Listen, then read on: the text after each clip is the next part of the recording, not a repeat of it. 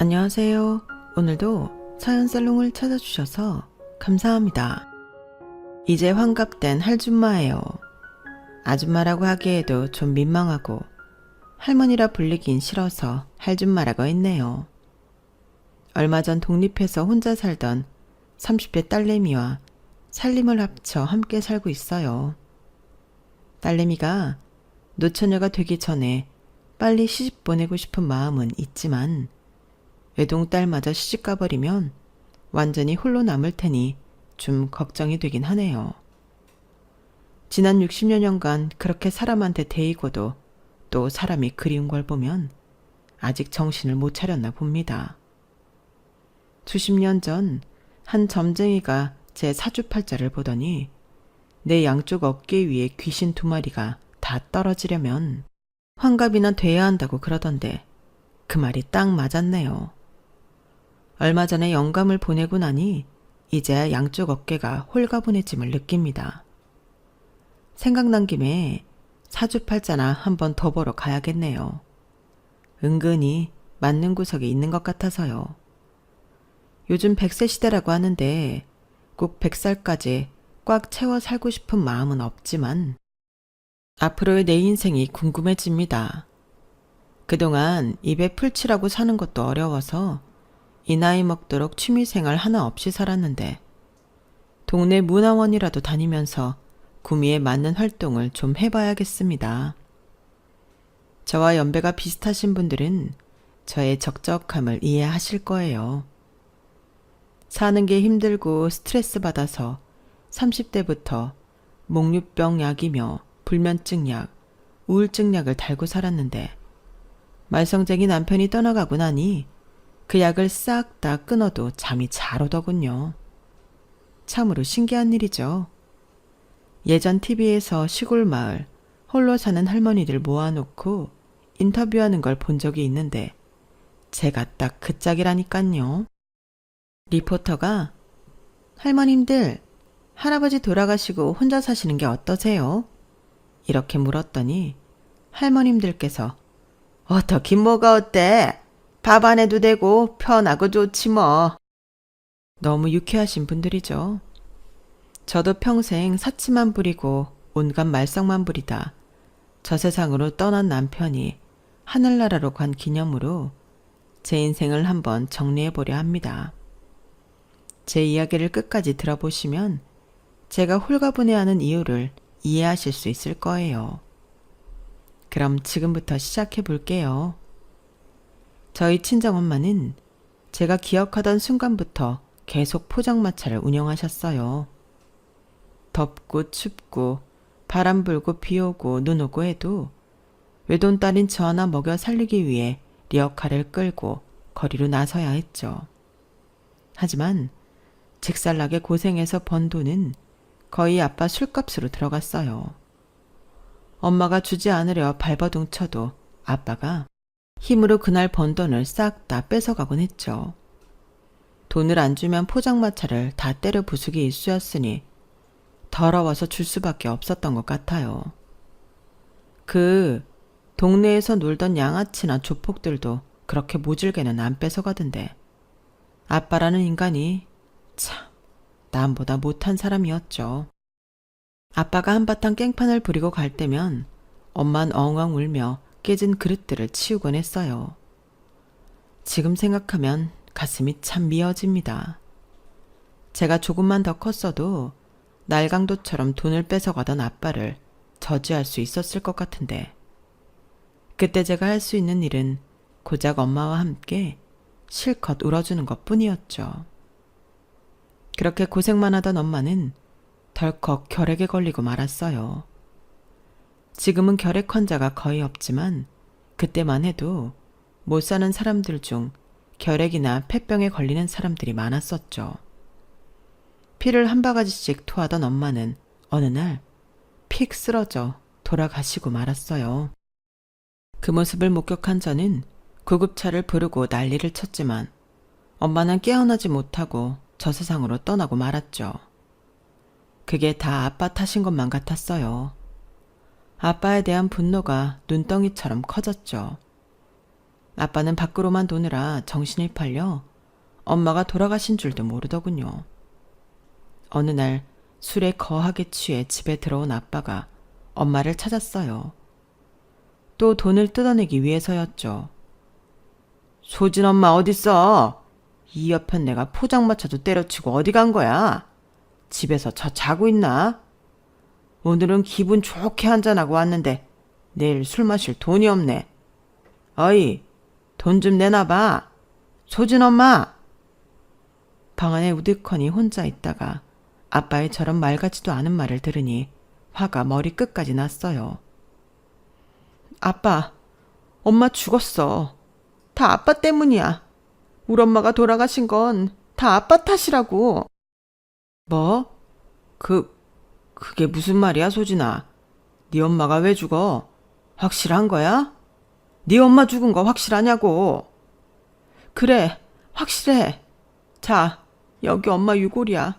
이제 믿겠어? 엄마는 아빠 때문에 추운 데서 개고생만 하다가 결핵으로 돌아가셨어. 불쌍한 우리 엄마 살려내. 전 아빠에게 엄마의 유골이 담긴 단지를 보여주었어요. 아빠는 그 단지를 꼭 끌어안고 방 안에 엎드려서 대성통곡을 하시더군요. 아이고, 여보, 미안해. 죄송해요. 버러지 같은 남편 만나서 생고생만 하다가 이렇게 허무하게 떠나버렸구만. 내가 죽일 놈이야. 내가 죽었어야 했는데 왜 당신이 가버려. 나 당신 없이 못 사는데 어떻게 날 버리고 이리도 매정하게 가버릴 수 있는가, 이 사람아. 이 야속한 사람아. 전 어이가 없었어요. 소 잃고 외양간 고쳐도 유분수지. 엄마를 죽게 한 사람이 아빠라고 생각하고 있던 저에겐 아빠의 저런 행동이 쇼처럼 느껴지더군요. 우리 딸한테도 아빠가 너무 미안하다. 이제 아빠한테 네가 전부야. 앞으로 정신 차리고 열심히 성실하게 살아갈 테니 그동안 못나게 군 거 다 잊어다오. 용서해 주길 바란다, 소진아. 전 아빠의 말을 믿지 않았어요. 초등학교 고학년의 나이였지만 저 혼자 충분히 살아갈 수 있다고 생각했기에 아빠를 더 이상 보고 싶지도 않았어요. 하지만 그날 이후 아빠는 정말 180도 달라지더군요. 완전히 딴 사람 같았죠.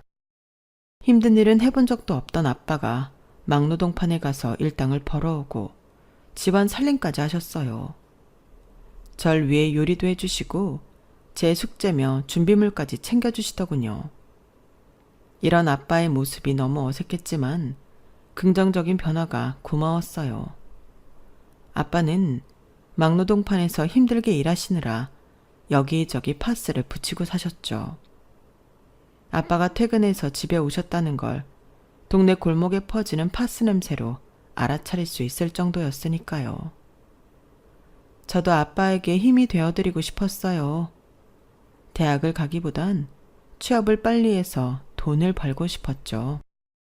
중소기업 사무직에 취직하기 위해 여러 가지 자격증 공부를 하던 제게 동네 언니가 조언을 해주더군요.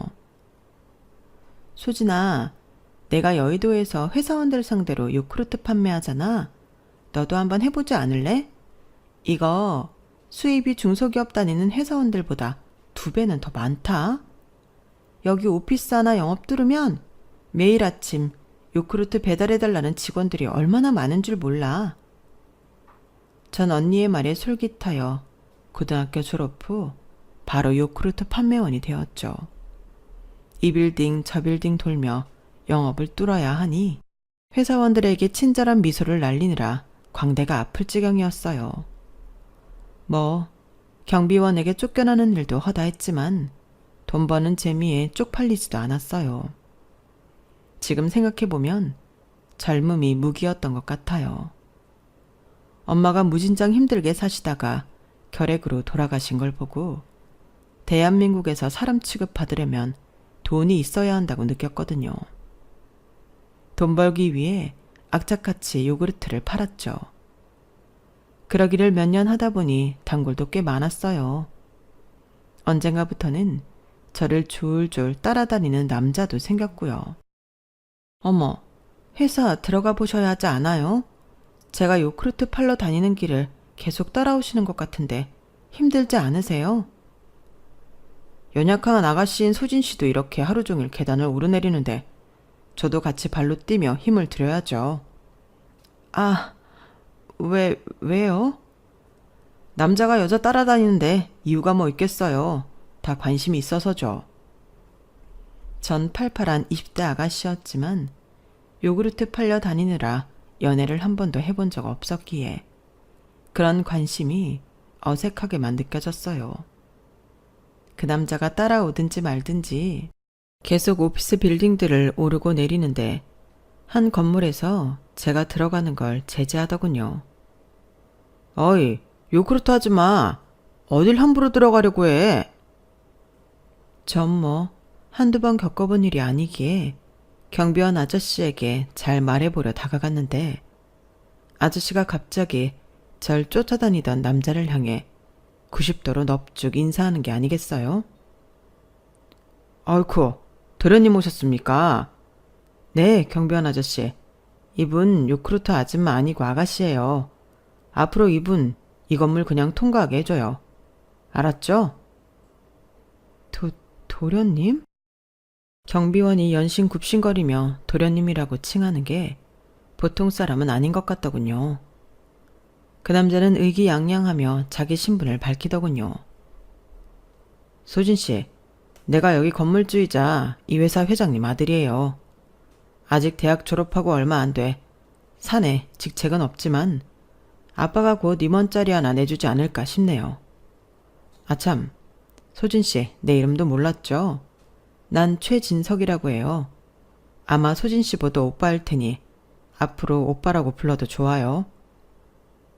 그냥 이 근처 회사의 평범한 직원인 줄로만 알았는데 회사 오너의 아들이라니 속으로 좀 놀랐죠. 어쩐지 회사 일할 생각은 안 하고 하루 종일 제 요크루트 판매대 앞에서 알짱거리더니 믿는 구석이 있었던 게죠. 최진석 이 남자는 자기가 돈 좀 있는 사람이라는 걸 알렸으니 이제 제가 이성적으로 관심을 보일 거라고 생각했나 봐요. 하지만 그의 정체를 알고 나니 그에게 너무 거리감이 느껴지더군요. 저와는 완전히 다른 세상을 사는 사람이었으니까요. 저기, 이제 저 따라다니지 마세요. 중요한 일 하실 분이 요크루트 판매하는 절 졸졸 따라다니셔야 되겠어요. 여기 회사 직원들이 볼까봐 두렵네요. 그게 무슨 소리예요, 소진 씨? 내가 부잣집 아들이란 걸 알면 다른 여자들은 좋아서 난리던데. 소진 씨는 내가 부잣집 아들인 게 싫어요? 나한테 시집 오면 하루 종일 다리 아프게 요크루트 안 팔아도 되잖아요. 현실적으로 생각하라고요. 전 막노동판에서 일하시는 아빠와 단둘이 어렵게 살아가고 있어요. 제 환경과는 너무 다르신 것 같아서 딱히 우리가 잘 어울릴 것 같지도 않네요. 자꾸 따라다니시면 제가 영업 지역을 바꿀 수밖에 없어요. 참, 아무리 바꿔봐요. 계속 따라다닐 테니까. 난 소진 씨 지구 끝까지 쫓아다닐 거라고요. 그 남자는 진짜 지구 끝까지 따라다닐 기세였어요. 영업 지역만 쫓아다니는 게 아니라 이젠 저희 집까지 따라다니더군요. 벤츠를 끌고 와서 일하는 곳까지 데리러 오고 데려다 주고를 반복했어요. 저도 영 싫지는 않았으니 아마 그의 차를 같이 타고 다녔겠죠. 매일 다른 선물 공세에 심지어 우리 아빠 선물까지 챙겨주더군요. 이런 황송한 대접을 태어나서 처음 받아봤죠. 10번째가 안 넘어가는 나무 없다더니 전 한 3-4번 만에 그에게 홀딱 넘어가고 말았어요. 휴, 다행이다. 이제 날 남자친구로 받아들여 주는 거예요? 나 그동안 진짜 힘들었다고요. 까짓 이렇게 된 거 우리 결혼까지 고고합시다. 저 남자 사귀는 거 처음이에요. 연애를 어떻게 하는지도 모르는데 결혼은 무슨. 남친은 연애를 해본 경험이 많은지 여자의 마음을 잘 알더군요. 집안에서 용돈을 엄청나게 많이 주는지 사치를 펑펑 해댔죠. 곁에서 보는 제가 조마조마할 정도로 돈을 물쓰듯 써대더군요.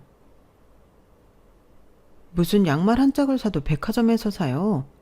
그냥 일반 가게에서 사도 짱짱하니 튼튼한데 돈을 좀 아껴 쓰도록 해요. 소진아, 내가 돈 버는 것도 아니고 우리 아빠가 다 벌어다 주는데 무슨 상관이야. 우리 엄마도 젓가락 하나를 사도 다 백화점에서 산다고. 나랑 엄마랑 각각 백화점 VIP고 평생 이렇게 살아왔으니 너무 신경 쓰지 마. 그와의 데이트가 편치만은 않았지만 돈이 많으니 그렇게 쓰는 거겠지 하고 생각했죠. 전 남친에게 기대지 않기 위해 요크루트 판매원 일을 계속했어요. 일하고 연애하느라 힘들게 막노동하시는 아빠를 잘 못 챙겨드렸죠. 고된 노동에 건강이 안 좋아진 아빠가 갑자기 쓰러지셨어요. 중풍이었죠. 나름 건장한 아빠였는데 하루아침에 기저귀 차고 방에만 누워 계시는 신세가 되고 말았어요. 나가서 돈은 벌어야겠고 간병인을 쓰자니 너무 비싸고 어찌해야 할 바를 모르겠더군요. 그때 남친이 위로해주며 얘기했어요.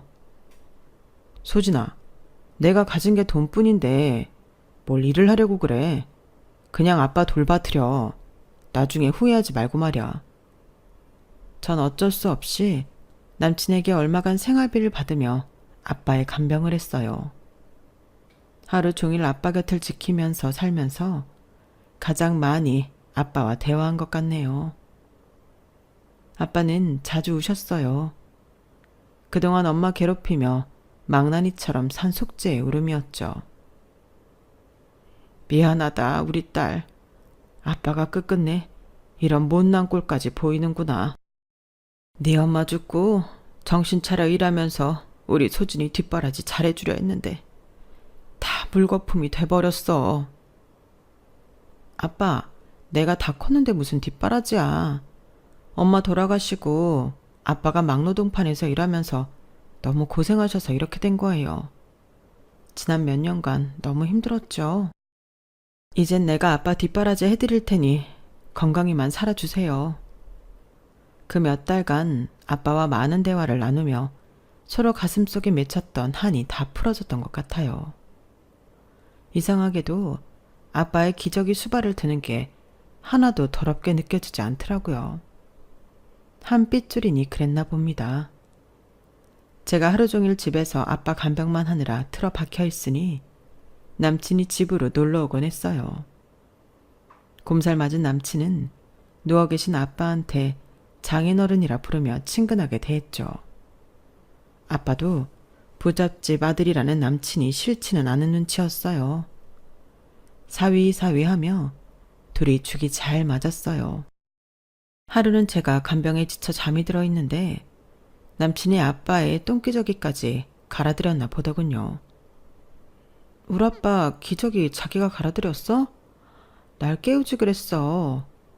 아휴, 남 기저귀 가는 게 더럽게 느껴졌을 텐데 정말 고마워 자기야. 수고했어. 에이, 장인어른 병관하다 보면 당연히 할 수 있는 거지 뭐. 장인어른이 날 사위로 인정하셨으니 우리 결혼하는 거다. 응? 좀 철없고 씀씀이 해픈 남친이었지만 순수하게 날 좋아해주고 우리 아빠한테 잘하는 모습이 참 고맙더군요. 어쩌면 그 모습과 마음을 잊지 못해서 그 후 30년 넘게 그와의 결혼 생활을 버텼는지도 모르겠네요. 저와 남친의 지극정성에도 불구하고 아빠는 병색이 짙어져만 갔어요. 본인도 남은 시간이 얼마 없다고 생각하셨는지 하루는 절 불러다 유언 비슷하게 하시더군요. 소진아, 아빠가 아무래도 오래 못 살 것 같다. 내가 빨리 죽어야 너희 둘이 결혼도 하고 아이도 낳고 잘 살 수 있을 테니 차라리 빨리 가는 것도 나쁘지 않지. 최서방 꽉 잡도록 해라. 너희 엄마도 그렇고 나도 그렇고 돈이 없으니 이 고생을 하다 결국 죽는 게 아니겠니? 이 사회에선 돈이 전부다. 돈 있는 집 자식에 널 그토록 아껴주는 남자니 꽉 잡고 놓치지 않도록 해. 결혼하거든 평생 100년 해로 해라.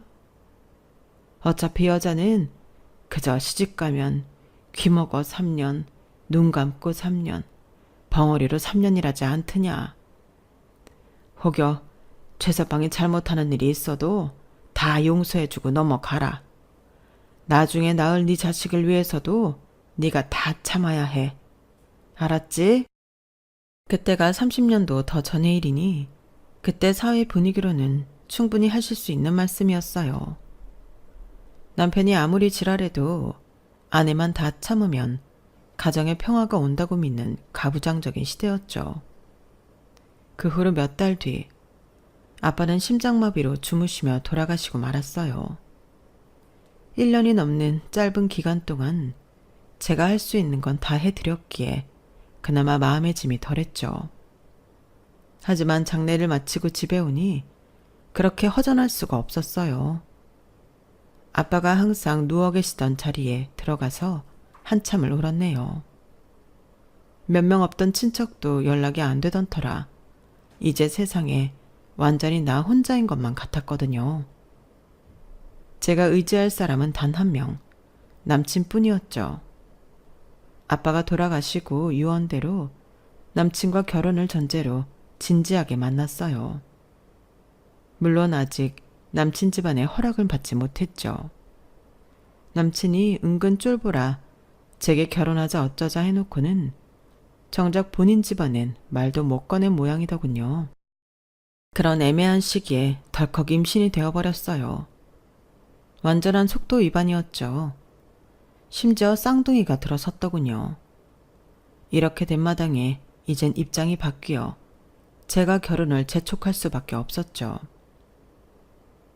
우리 쌍둥이까지 생긴 마당에 언제 부모님께 말씀드릴 거야. 처음부터 나랑 결혼하자고 달려들더니 막상 부모님한테 내 존재를 얘기하려니 창피해? 무서워? 소진아, 내 아이의 엄마가 된 네가 뭐가 쪽팔리고 창피하다는 거야. 좀만 기다려. 내가 다 잘 말씀드릴 테니. 제가 재촉을 하니 부모님께 내 얘기와 임신했다는 사실까지 알렸다더군요. 곧 부모님 뵙는 약속까지 잡았다기에 나름 설레는 마음으로 최대한 정숙하게 차려입고 예비시댁으로 향했어요. 그런데 들어서자마자 잠시나마 설레었던 게 무색하리만큼 푸대접을 당했죠. 문이 열리자마자 예비시모가 절 향해 냅다 굵은 소금을 뿌려대는 게 아니겠어요? 야 이년아, 어디서 근본도 없는 년이 아이를 배워가지고는 우리 집에 입성하려 들어. 네 뱃속에 쌍둥이 시계나 있다며? 그럼 뭐 내가 순순히 받아줄 줄 알았냐? 어린 파 한 푼 없이도 없는 소리 하지 마라. 나랑 같이 내가 예약해둔 산부인과로 가자. 쌍둥이인지 뭔지. 이 집에 발들일 생각은 추호도 말라고. 굵은 소금은 또 어찌나 많이 뿌렸는지 제 머리부터 발끝까지 짜디짠 소금 알갱이가 뚝뚝 떨어지고 제 눈에서도 서러움의 눈물이 같이 떨어졌죠. 고개를 들어 예비시모인지 뭐식인지 뺨을 날리고 싶었지만 예비시부와 남친이 알아서 처리해 주더군요. 아우 엄마 미쳤어요? 임신한 사람한테 소금바가지를 날리다니. 애기라도 잘못되면 어떡하려고 그래요. 소진이 착한 애예요. 결혼하면 며느리로서 엄마 아빠한테 진짜 잘할 테니 두고 보시라고요. 일단 진정하고 2층 제 방으로 가십시다. 네? 남친은 본인 엄마를 질질 끌다시피 하여 2층으로 올라가더군요. 예비 시부도 놀라서 제게 괜찮냐며 물었죠. 시모와는 다르게 시부는 처음부터 제게 따뜻하게 대해주셨어요. 세아가 정말 미안하구나. 저놈의 옆에 내가 교양을 밥 말아먹었나. 내가 진석 엄마는 단단히 꼬셔놓을 테니 걱정 말고 결혼 진행하려무나. 자, 네 시엠이 내려오기 전에 이 봉투 먼저 받으렴. 저놈의 옆에 내가 아마 혼수 엄청나게 바랄 거다. 이 돈으로 충분히 장만할 수 있을 테니 얼른 가방에 넣어두거라. 전 영문도 모른 채 그 돈을 받고는 난리통인 남친 집을 빠져나왔어요. 지하철 타고 집에 오는데 너무 서러워서 엉엉 울고 말았죠. 지하철에 탄 사람들이 저보고 미친 여잔 줄 알고 수근수근 될 정도로 말이죠. 집에 돌아와 좀 진정을 하고는 예비 시부가 준 봉투를 열어보았어요. 거기에 무려 2천만 원이라는 거금이 들어있었어요. 35년 전에 2천만 원이면 엄청난 돈이었어요. 그 돈을 들고는 손이 바들바들 떨렸어요. 생전 처음 보는 액수의 현금이었거든요. 이게 진짜 돈이 맞나 싶을 정도였죠. 그 후 어찌저찌 결혼이 진행되었는데 시부의 예상대로 시모는 엄청난 혼수를 요구해왔죠. 전 시부가 몰래 준 돈으로 거의 해결할 수 있었어요. 시모의 결혼 조건은 제가 합가해서 시댁살이를 하는 거였어요. 나중에 알게 된 사실인데 시모는 제가 아이를 낳고 이혼당해서 저 혼자 쫓겨나는 계획을 짰더군요. 시모는 아주 살뜰히 그 미친 계획을 실현시켜 갔어요. 결혼 초기 쌍둥이여서 그랬는지 입덧으로 엄청나게 고생을 했는데 아랑곳 않고 제게 모든 살림을 다 시켰죠. 그때 당시 세탁기 없는 집이 많았는데 시댁은 부잣집이라 커다란 외제 세탁기가 있더군요. 그런데 제가 시집 오자 잘 사용하던 세탁기를 없애버리더군요. 자, 이제부터 손빨래 시작이다. 임신해서 배부르다고 살림 게을리하면 엉덩이를 걷어차서 내쫓아버릴 테니 그리 알아. 너무 어이없는 사건이었기에 시모한테 대들 수밖에 없었어요. 어머님, 이게 대체 무슨 짓이세요? 저 여기 일하는 아줌마 아니고 이 집 며느리이자 가족으로 들어온 거예요. 쌍둥이 임신해서 가뜩이나 힘든 절 골탕 먹이시려는 거예요? 그럼 빨래는 어머님께서 담당하세요. 제가 다른 살림 할 테니. 도저히 이 큰 집 살림 저 혼자 못하겠어요. 가만히 있으니 가만히인 줄 알았던 며느리가 대드니 시모가 흠칫 놀라더군요. 그러거나 말거나 저도 살아야 했기에 그 후로 그런 일이 있을 때마다 열심히 대들었어요. 육탄전을 벌이진 않았지만 마음만으론 시모와 치고받고 싸웠죠. 시댁이 종갓집이라 제사는 또 왜 그리도 많던지요. 제삿날이면 친척 어른들이 줄줄이 행차하는데 집 안에 사람들이 한 50명도 넘게 오는 것 같았어요. 그 손님 치레를 거의 저 혼자 다 해야만 했었죠. 그것도 서러운데 시모는 제가 며느리인 게 창피하다며 부엌에서 나오지도 못하게 하더군요. 그럴 때면 시부가 절 불러내서 친척 어른들에게 소개시켜줬어요. 시부의 배려에 너무 감사해서 눈물이 찔끔 날 때도 있었죠. 지금에 와서 자상한 어른이었던 시부가 참 그립네요. 이렇게도 고된 시집살이 속에서 저도 모르게 스트레스가 엄청 심했나 봐요. 계속 화열을 쏟아내더니 결국 유산이 되고 말았어요. 쌍둥이 둘 다 말이죠. 너무 충격적이었어요. 그런데 더욱 충격적인 것은 그 후의 일들이었어요. 제가 믿고 따랐던 시부가 과로사로 회사에서 돌아가신 거였어요. 제가 아이를 잃은 슬픔에서 채 빠져나오지도 못한 채 시부의 장례식을 치러야만 했죠. 저와 남편 시모 모두 다 멘붕에 빠져서 정신을 차릴 수 없었어요. 하지만 회사는 어떻게든 굴러가야 했기에 아무것도 모르는 철부지 남편이 회장 자리에 오르고 전업주부였던 시모까지 가세했죠. 경영의 기억자도 모르며 시부가 벌어다주는 돈으로 백화점에서 거의 살다시피 하던 남편과 시모는 당연히 회사를 단시간에 말아먹었어요. 부자는 망해도 3대를 간다고 멀쩡했던 회사를 폐업시키고도 집에 축적해 놓은 돈으로 어찌저찌 먹고 살 수는 있었어요. 그래도 더 이상 돈 나올 구멍은 없었기에 돈이 점차 없어지는 게 눈에 보일 정도였죠. 그 와중에 남편과 시모의 사치는 계속되었고 어르고 달래며 말려도 봤지만 그들의 소비 습관은 막을 수 없었어요. 야 며느리야, 너 아무리 우리 회사가 망했어도 시장 바닥에서 사온 과일이랑 채소를 지금 먹으라는 거냐? 어머님, 흠집 없는 최상품이에요. 그냥 드세요. 안 죽어요. 다른 사람들 다 시장에서 식재료 사다가 먹는다고요. 포도 한 송이를 사와도 백화점에서 사오란 말이야. 이거 길 가는 개나 주든지 개만도 못한 네가 먹든지 마음대로 하고 얼른 백화점 가서 다시 사와라. 그럼 개만도 못한 어머님 아들이나 줘야겠네요. 뭐야? 내 귀한 아들 보고 지금 개만도 못하다고 찌꺼린 게냐? 저 년이 미쳤나? 어머님 아들 나이 30 넘어서 맨날 오락실이나 다니고 저게 개지 사람이에요? 돈 아껴도 부족할 마당에 양말 한 짝을 사도 백화점 가서 산다니 모전자전이네요 정말. 회사를 폐업시키고 남편은 오락실이나 유흥업소를 전전하며 시간과 돈을 낭비했어요. 태어나서 돈 벌어본 적 없고 쓸 줄만 아는 사람이니 이래서 돈 번다는 개념을 잘 이해조차 못하더군요. 집에는 잘 들어오지도 않고 밖으로만 뱅뱅 돌았죠. 하도 답답해서 하루는 동네 점집을 찾았어요.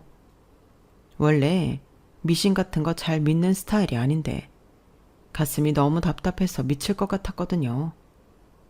그때 당시 30세 나이로 불면증과 우울증, 경증에 목류병 증세까지 좀 있어서 정신과 약을 먹고 있었는데 그것만으로 해소가 안 되는 무언가가 있었죠. 점쟁이가 그러더군요. 당신 양쪽 어깨 위에 2명의 귀신이 들어앉았어.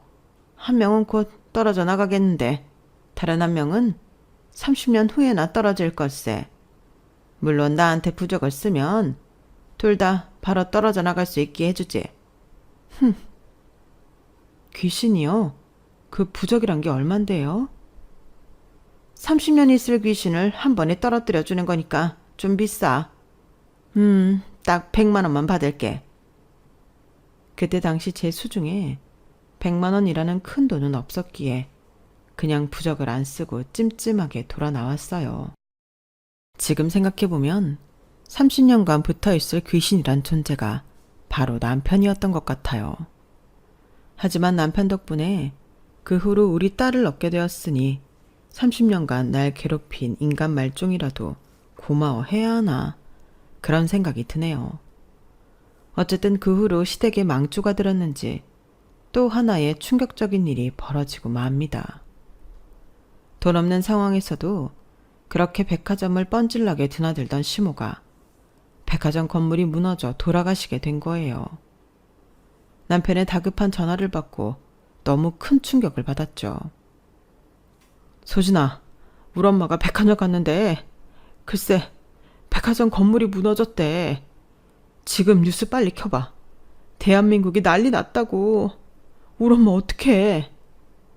남편 말대로 뉴스를 켜보니 그 사건을 인해 나라가 들썩이고 있더군요. 시모는 그렇게 허무하게 돌아가시고 말았죠.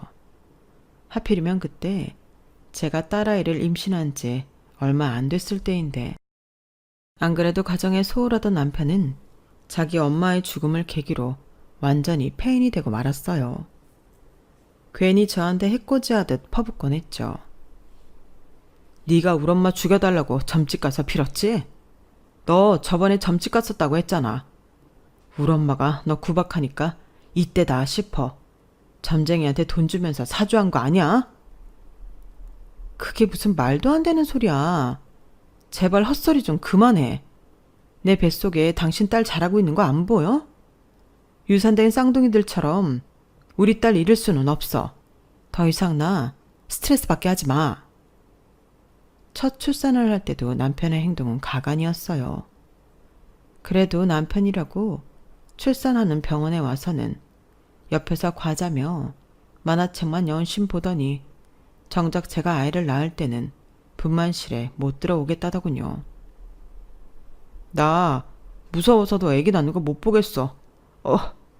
밑으로 낳는다는 생각만 해도 징그러운걸? 막 피나고 그런 거 아냐? 그냥 밖에서 기다릴게. 화이팅! 그토록 철없는 남편을 보며 진심으로 이 남자와 결혼해서 아이까지 낳은 걸 후회했죠. 하지만 딸아이만큼은 눈에 넣어도 아프지 않을 정도로 예쁘더군요. 누굴 닮아 그렇게 똑똑하고 야무지던지. 제가 돈 번다고 요크루트 장사를 다시 시작할 수 있었던 것도 우리 딸 소리가 스스로 잘 생활해준 덕분이었죠. 남편은 요크루트 팔아서 남은 수익을 뺏어가기 바빴어요. 시부모한테서 받은 유산이 거의 바닥을 보이고 있었거든요. 늘 넘쳐나는 줄만 알았던 돈이 없어지니 불안해하더니 갑자기 사업을 한다고 나서더군요. 돈이 좀 모일만 하면 사업 자금한다고 뺏어가는 남편을 보며 옛날 우리 친정 부모님의 모습이 오버랩 되었어요. 딸은 아빠와 비슷한 남자와 결혼한다더니 제가 딱 그 케이스였나 봐요. 저희 엄마의 비극적인 운명과 제가 닮았다는 생각이 드는 순간 정신이 번쩍 들더군요. 안 돼. 난 엄마처럼 남편 때문에 생고생하다 죽을 순 없어. 우리 딸 소리는 내가 지켜야 해.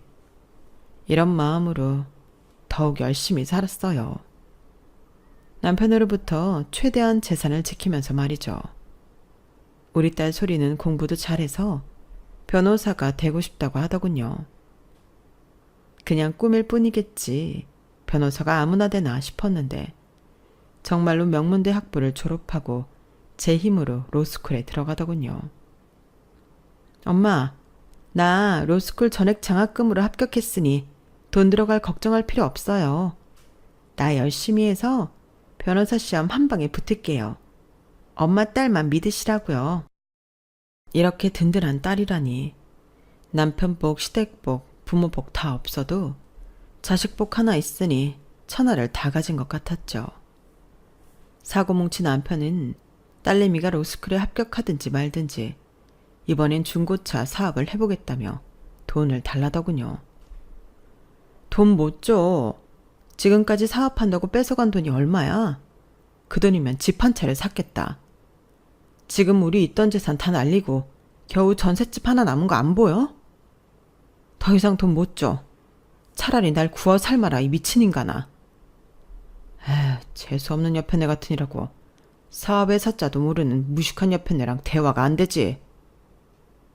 우리 딸도 성인이 되었으니 남편과 이혼하고 싶은 마음이 굴뚝 같았지만 그때마다 친정 아빠의 유언이 떠오르더군요. 최서방과 백년해로하라던. 그리고 우리 아빠 중풍으로 누워 계실 때 똥기저귀 갈아주며 순수한 마음으로 나와 결혼을 원하던 남편이 생각나서 차마 갈라서지 못했죠.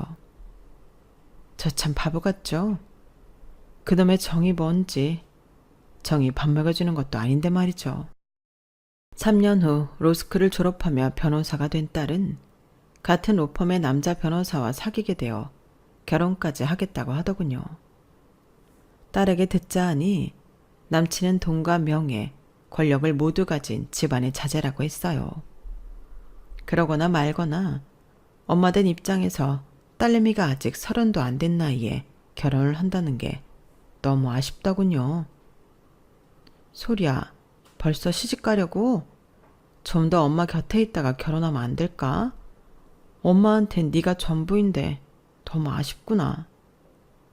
하지만 늘 인생을 주도적으로 살아온 딸아이는 남친을 놓치기 싫다며 상견례 자리까지 일사천리로 마련하더군요. 사돈들 집안이 워낙 명망 있는 집안이라기에 최대한 기품 있어 보이게 꾸미고 상견례 자리에 나갔죠. 중고차 사업한다며 맨날 술독에 빠져 살던 남편은 상견례 자리에까지 지각을 하더군요. 전날 밤 사우나에서 바로 왔다며 싸구려 스킨 냄새와 술 냄새를 풍풍 풍기며 말이죠. 아내인 제가 다 쥐구멍에 숨고 싶을 정도로 창피했죠. 사돈 양반들, 듣자하니 돈 좀 있으신 집안이라던데. 그럼 벤츠 하나 끌고 다니셔야죠. 여기 성능 좋고 때깔 죽이는 벤츠가 하나 있습니다요. 벤츠요? 저희 벌써 3대나 집에 있죠. 사돈 어른께서 중고차 사업하신다고 들었습니다. 상견례 자리에서도 영업을 하시는 걸 보니 사업 꽤나 잘하시나 봅니다. 사돈들은 그저 웃고 넘기려고 하는 분위기였어요. 그런데 남편은 굳이 그 자리에서 책자까지 펼쳐가며 중고차를 팔아 넘기더군요.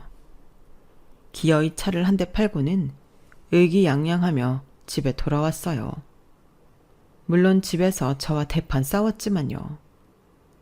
그렇게 딸내미의 결혼이 순조롭게 진행되는 줄로만 알았는데 일주일쯤 뒤 소리에게 전화가 오더군요. 엄마, 나 파혼당했어. 남친 집안에서 우리 아빠 같은 사람이랑 사돈 맺을 수 없대. 아빠가 남친 부모님께 침수 차량에 완전 꽂은 중고차를 팔았다며. 뭐? 갑자기 그게 무슨 소리야? 침수차라니. 전 옆에서 코 골며 드러누워 자고 있던 남편을 깨워서 따졌어요. 당신, 사돈 어른들한테 침수된 중고차 판 거야? 멀쩡한 차가 아니었어? 아, 그걸 벌써 알아챘대? 역시 돈 많은 집안이라 그런가? 빨리도 알아챘네. 아니, 그럼 중고차가 달리 준 거겠어? 뭔가 문제가 있으니 내놓은 거 아니겠냐고. 이 미친 인간아. 그것 때문에 우리 딸내미 파혼당했대잖아. 사돈들 집안에 그따위 침수차를 속여서 팔면 어떡해. 아무리 남편에게 따져봤자 이미 엎질러진 물이었죠. 전 로펌 근처에서 혼자 자취를 하며 살고 있은 딸에게 며칠 가 있기 위해 짐을 챙겨 집을 나섰어요. 남편 대신 제가 딸 소리에게 사과하며 위로해 주었죠.